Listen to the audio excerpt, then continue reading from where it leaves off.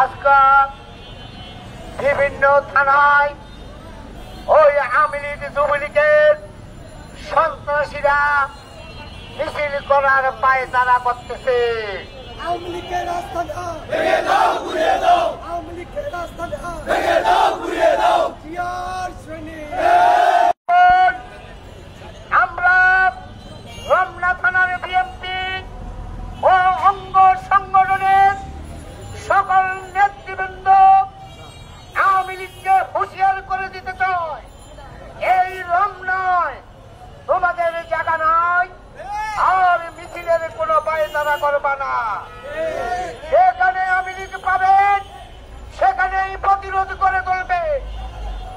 সাথী ও বন্ধুগণ, এই ৮ আসনের মাটি ও মানুষের নেতা, সাবেক মন্ত্রী, সাবেক মেয়র, হাই কমিটির সদস্য, বীর মুক্তিযোদ্ধা জনাব মির্জা আব্বাসের নির্দেশ, এই রমনা থানায় কোন আওয়ামী লীগ, কোন যুবলীগ, কোন ছাত্রলীগ, চাঁদাবাজি তো দূরের কথা, তাদেরকে দেখলে পুলিশের কাছে ফোন দিয়ে তাদেরকে ধরিয়ে দিবেন।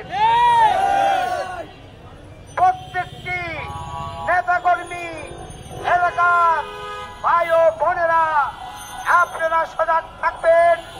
আওয়ামী লীগ যেখানে পাবেন সেখানেই পুলিশ যৌথ বাহিনীর হাতে তুলে দিবেন।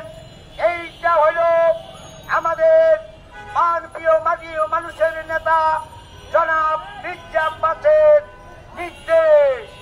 তিনি পরিষ্কার নির্দেশ দিয়েছে, যেখানে চাঁদাবাজি হবে, যেখানে সন্ত্রাসী হবে, সেখানে বিএনপির নেতাকর্মীকে জনাব মির্জা আব্বাস নির্দেশ দিয়েছে তাদেরকে পুলিশের যৌথ বাহিনীর কাছে ধরিয়ে দিতে। এই যে মির্জা আব্বাস নির্দেশ দিয়েছে। সাথী ও বন্ধুগণ, আজ এই রমনা থানা বিএনপি অঙ্গ সংগঠনের সকল নেতৃবৃন্দকে ধন্যবাদ দেই। আপনারা জনতার কাতারে চলে যান। আমাদের তারেক রহমান ভারপ্রাপ্ত চেয়ারম্যানের নির্দেশ, আপনারা জনগণের পাশে কাজ করুন। সামনে নির্বাচন, তাহলে আমাদের ঘরে ফসল ফিরে আসবে।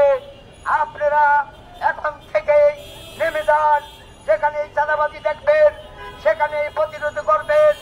এই যে আমাদের চেয়ারপারসনের নির্দেশ।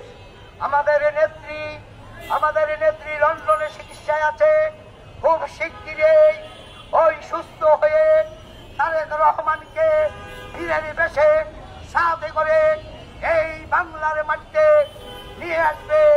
সেদিন বাংলাদেশের ৬৮,০০০ গ্রামে সেদিন জেগে উঠবে বাংলার কোটি জনতা। এই আশাবাদ রেখে আমার বক্তব্য আর দীর্ঘায়িত না করে আমি রমনা থানার বিএনপি অঙ্গ সংগঠনের সকলকে ধন্যবাদ দিয়ে আমার বক্তব্য